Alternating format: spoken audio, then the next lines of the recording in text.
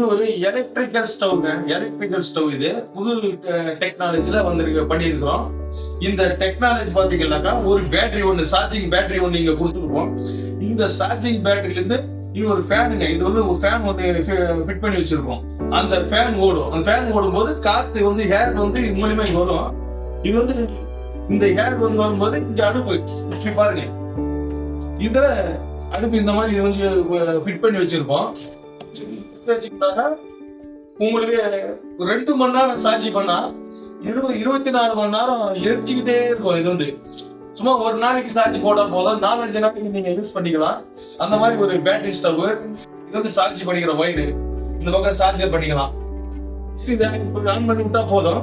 இது வந்து speed, medium இதெல்லாம் 3 இருக்குங்க.